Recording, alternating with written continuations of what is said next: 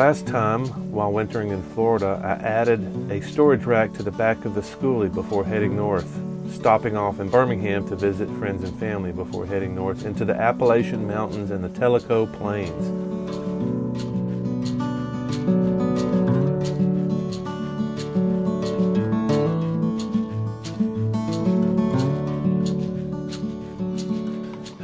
Day one of 2016 adventure, hanging out on my deck that overlooks the Ocoee River. Isn't this freaking awesome? As I was drinking my coffee the next morning, I noticed an older gentleman pushing his bicycle up the hill, and he opened up his coffee when he got to the top of the overlook just below the bus. So I decided to walk over and talk to him. And he had a basket full of interesting things, including a holstered .357 and what he called a Mexican dueling sword. I chatted with the old feller quite a bit, and it was quite an interesting morning hanging out with the old guy that lived close by. So I found a nice little pull-off down by the river in a secluded area and decided to do some exploring on the motorcycle. So I used my new ramp extension that I built in Florida to pull out the bike and do some exploring. I wound up camping in a couple of different spots on this section of the river, and because it was during the week, I spent the whole week riding down roads just like this, not having to worry about oncoming traffic or people in the middle of the road or anything like that. Basically, I had the whole road to myself, and it was just fantastic. To be able to go as fast as I wanted to go and not really worry about anything except critters. And this time of day you didn't worry too much about deer because they're all laid down napping. So I've been riding now for about 4 hours. I have just scratched the surface on the dirt roads around here, and I've wandered into North Carolina. I think I'm probably about 10 miles inside North Carolina. Gonna have to sit here and navigate here for a little bit because I'm not really sure where I'm at. Yeah, I know general area, I just don't know where this road's gonna come out. Looks like we've got some storms over here.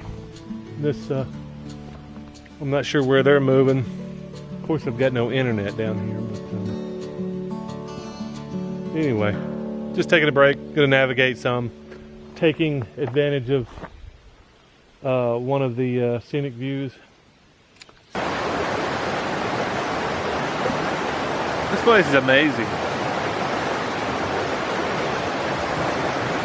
And the access is really amazing too.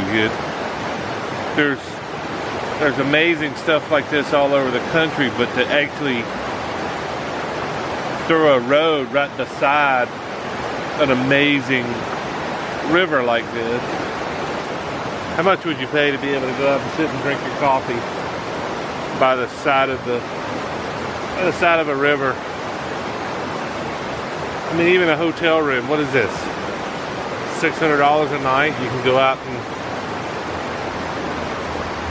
I don't know. There's our first car of the morning.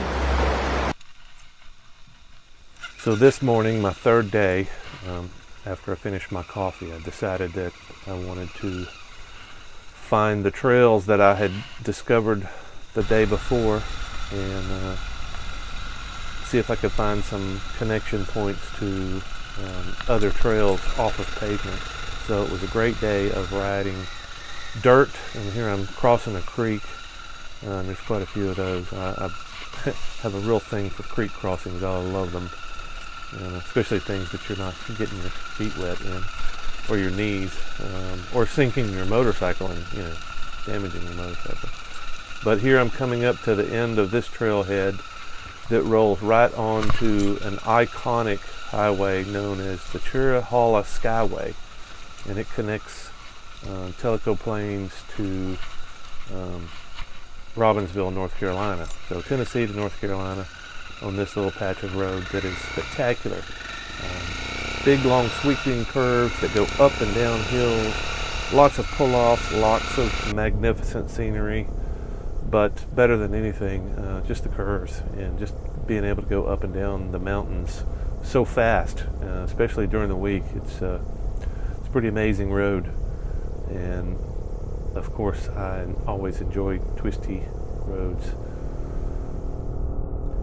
Make no mistake, there are lots of twisty roads up in this part of the country, but so many of them have intersections and driveways, and the only real traffic that you have coming onto the highway is the beginning, the end, and a few of the pull-offs. But you know typically where the pull-offs are, so you can be really careful when coming to the pull-offs. But the pull-offs are one of the things that makes it spectacular. If you've never been to the Cherahalla Skyway, it basically runs from Tellico Plains to Robbinsville, North Carolina, Tennessee to North Carolina, and you can see that's the road. So you've got lots of elevation changes. The roads are very twisty, still sweepers, but much tighter twisties and sweepers than you've got on the Blue Ridge Parkway. Probably not as good of scenery because you don't get the big long vistas that you do on Blue Ridge, but well worth the trip. I think it's 23 miles long. I would say don't come up on the weekends because it's covered up and slow moving motorcycles and cars, and it's not as much fun to ride. During the week there's a little bit of traffic, but not manageable, easy to pass in the straights most of the time. Usually you don't have to wait for more than a mile to pass, or sometimes quarter mile. But anyway, good reason to come up to Tennessee and North Carolina. And then once you get off the Skyway, the Dragon's just a few miles away, just northeast of the end of the Skyway. So lots of riding up here. There's many more roads up here other than these two, the Dragon and Cherahalla. So using the Skyway to traverse the mountains to get from one set of dirt roads to another was what I was really looking forward to. I'd done it before, but in a limited amount, and now I had a really good bike. Instead of a big heavy road machine, I had a much more dual sport oriented bike that I could get in behind in a lot of the smaller trails and roads that I really wanted to get on, and that's what I did this day and following days. Lots of exploring, and I actually went behind a few of the locked gates, which is a thing in the South. I'm sure it's got something to do with maintenance or lack of funding or whatever it is. The national forests in the South are very stingy with their roads, and this was one of the roads that I found after going around one of the gates. It's a road, but you can't tell it because nobody travels on it. And I'm not sure if this is actually a mowed grass road or if the animals are taking care of grooming the trails. But it was really neat going up a grass trail and finding some places that probably people haven't seen except on foot. You can walk around the gates, but you can't drive unless you have a motorcycle, unless you're daring like me. And I hope I didn't get a summons from the Forest Service for going around yet another gate. Still thundering and lightning, but the rain has let up for the past hour or so, just a few sprinkles. But the wind and the thunder and the clouds are still looming and very threatening. But so far I'm enjoying this awesome, secluded, overgrown road that I found that I'm only sharing with a few turkeys. This is fantastic. It goes on and on forever. Hopefully I'll find my way out here shortly. But I'm in no hurry.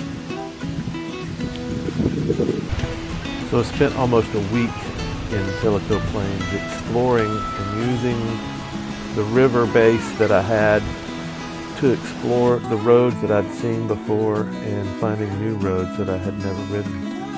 And you see from these photos why they call this area the Smoky Mountains, because it looks like the place is on fire. It really is striking. Next time, join me as we roll up to the Dragon, the Tail of the Dragon, one of the most notorious and twisty roads in America.